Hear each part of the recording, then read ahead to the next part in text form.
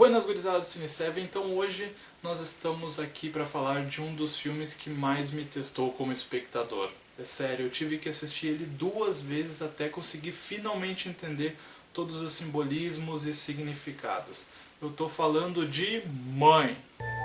We spend all our time here. I want to make a paradise. She redid all of it, every last detail. And she breathed life back into every room. Are you happy? He has pictures of you in his luggage. What were you doing in their luggage?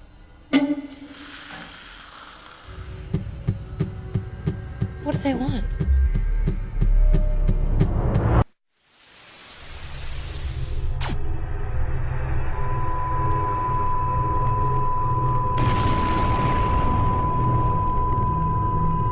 O filme, protagonizado pela J.Law e por Javier Bardem, conta a história de uma dona de casa que passará um final de semana tranquilo com seu marido, um escritor, que inclusive está em busca de inspiração. Final de semana tranquilo? Não. Porque logo o casal recebe um hóspede inesperado, e depois outro, e depois 4, e depois 40, até a casa virar um completo caos. They've come here to see me. Confesso que esse foi um dos filmes que por muitas vezes me deixou meio what the fuck, man? Mas apesar de certos porquês ficarem entre linhas, tudo aqui é justificado pela construção de clímax constante em que o filme se estabelece. Então esse é um filme de muitos significados e nuances. Então o filme começa calmo, inicia um conflito, o conflito se estabelece. Ele te dá um tempinho para respirar. Respirou? Então vamos lá de novo iniciar outro conflito e estabelecer outra prerrogativa. E os diversos close-ups e planos em primeira pessoa salientam muito um sentimento de agonia aqui.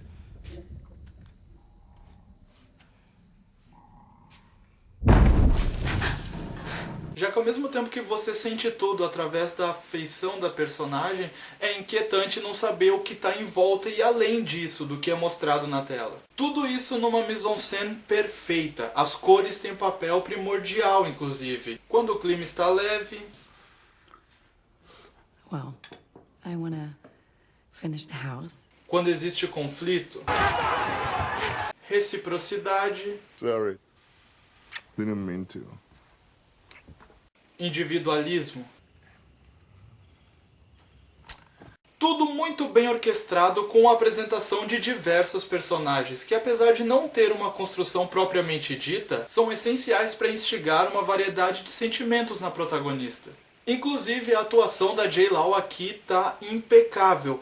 E isso é muito importante, já que a câmera está sempre nela, a história é toda contada a partir do seu ponto de vista. E assim o filme se torna tudo. Inquietante, perturbador, sentimental, tudo menos desinteressante. You're outside?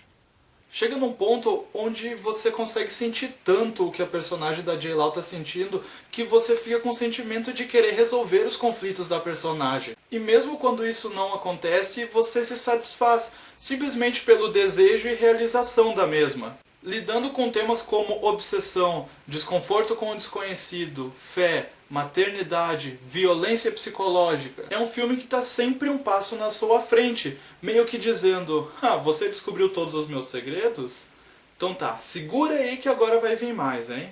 Eu sou hétero, mas olha, Aronofsky me engravida, porque que filme perfeito. Porque ao mesmo tempo que ele é subjetivo e perturbador, ele possui uma linguagem muito clara, salientando sempre o apelo emocional existente, que sempre condiz por hora tudo o que é apresentado através dos seus personagens. E inclusive o fato de não ter trilha sonora foi muito assertivo, porque isso salienta muito mais os ruídos, o barulho dos objetos se mexendo e tudo se torna muito mais verossímil e palpável. Mais do que sentir, você também será um pouquinho da casa.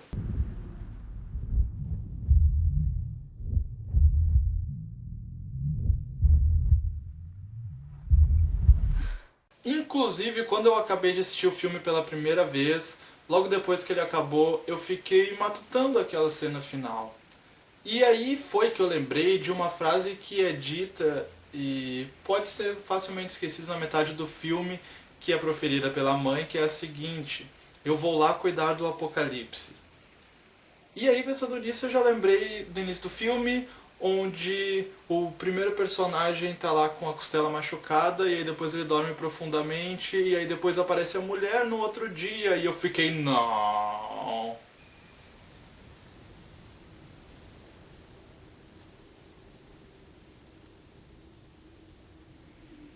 Mas, sim, tudo aqui é uma alegoria bíblica. E aí quando você percebe que a mãe e a casa são a mesma pessoa, ou seja, a mãe natureza, e o escritor é Deus, e sério, com a consciência disso, tudo se torna muito mais aterrorizante e perturbador. Já que você toma o sentido das coisas, você vai percebendo, por exemplo, a mãe, quando ela está consertando, pintando a casa, ela quer deixar aquilo tudo muito mais bonito, enquanto os hóspedes, ou seja, os homens, vão lá e tentam modificar e destruir o que ela fez. E eu confesso que nessa segunda vez assistindo eu fiquei, cara, como eu não pensei nisso antes? Em vista do fato de que o poema só é revelado quando o filho dele vai vir para a Terra, ou seja, simbolizando o... exatamente, Novo Testamento. E aí quando esse quebra-cabeças todo faz sentido, taca-lhe referência, né? Como a água tomando conta do ambiente e expulsando os homens da terra.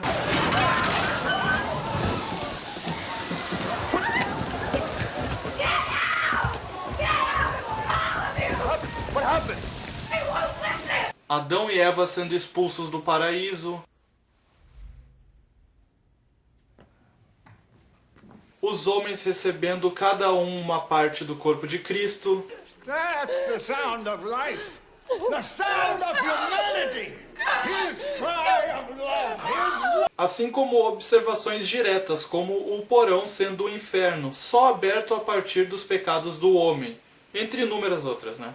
E tudo contado de uma maneira muito nua e crua, com uma visão bem particular do Aronofsky. E tem 3 cenas aqui que eu preciso citar que fazem esse filme entrar naquela lista célebre de filmes que causam desgraçamento mental. A primeira é quando a mãe confronta Deus diretamente, falando: cara, você quer tanto ter um filho e tal, mas a gente nem faz amor. Iniciando ali aquelas preliminares sexuais que inicialmente são forçadas e só aos poucos a mãe natureza vai libertando-se para a fecundação. A segunda é quando o filho do poeta vai pro povo e eles ficam adorando ele até matar o bebê. E nessa cena agoniante, o barulho do pescoço do bebê sendo quebrado só salienta ainda mais a nossa aflição junto da mãe vendo essa cena. E a terceira é quando a mãe tenta retirar lá um grupo de mulheres que estava presa dentro de grades pelos adoradores do poeta. Claro que existem outras muitas cenas tão importantes quanto, mas essas 3 em especial, tendo em vista a alegoria que o filme passa, são dignas no mínimo de debate e reflexão. Com isso, o filme ele é muito 8 ou 80. Ou você odeia o filme, ou você adora. E esse é um filme que deixa muitos espaços em branco ali para compreensões diversas. Então, talvez uma pessoa assistiu o filme e tenha entendido uma coisa, ou uma segunda assistiu e entendeu uma outra coisa completamente diferente. Isso também vem muito do pessoal que não curtiu o filme, é entendível, porque o filme no trailer ele é vendido como um terrorzão. Não é comum ver a J. Law nesse tipo de filme. Aliás, inclusive a mesma disse numa entrevista que a primeira vez que viu o roteiro do filme queria tirar pra longe da casa dela. Então é aquela galera que tipo esperou mais do mesmo do que ela já vinha fazendo. E terceiro, porque realmente é um filme pra poucos. Sério, vá preparado pra assistir. Esse não é um filme pra você assistir passando um tempo. Você tem que sentar a bundinha ali e prestar atenção, porque senão aí sim vai se tornar uma coisa vazia, sem sentido. Mas você já assistiu o filme, não assistiu? Se assistiu, inclusive, o que achou? Bota aí nos comentários, a gente tá aqui pra discutir de cinema, aliás, não é? Então... é isso aí, agora o canal voltando com tudo, valeu, abraço, tchê, fui! E, inclusive, se alguém souber o que era aquele troço amarelo que ela bebia, fala aqui, sério, eu tô até agora fritando a mente com isso.